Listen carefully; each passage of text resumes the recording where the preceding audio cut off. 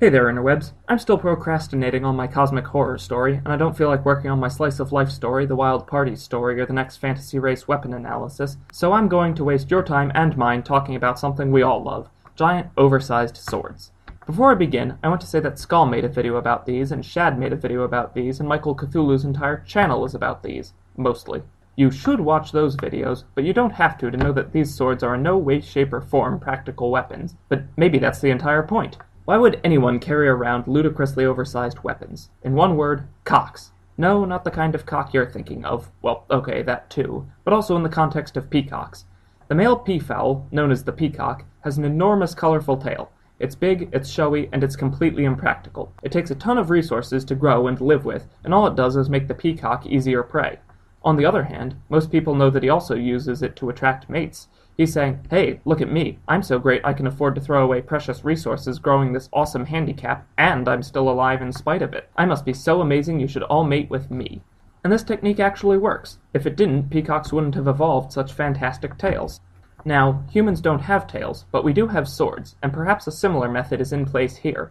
It takes a certain amount of physical strength just to carry a giant sword around, but it's also more than that. Forging a sword that won't bend or shatter when you hit something with it takes quality material and skilled labor, making them expensive. The bigger a sword is, past a certain size, and the more useless twiddly bits you add, the more expensive and less effective it becomes. Carrying around a massive one is bragging that you can afford to waste loads of money on an impractical novelty, and showing off that you have the raw power to lift it. And yes, there's also the aspect that it's a big phallic object.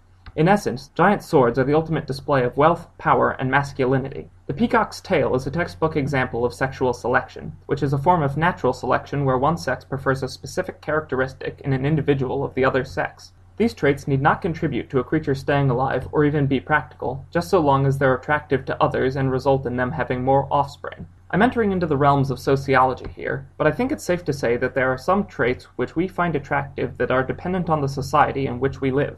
For example, in modern-day America, an athletic build is generally considered attractive. There was a time, though, when a bit of baby fat was considered attractive because it showed you didn't need to work hard and had the resources to be well-fed.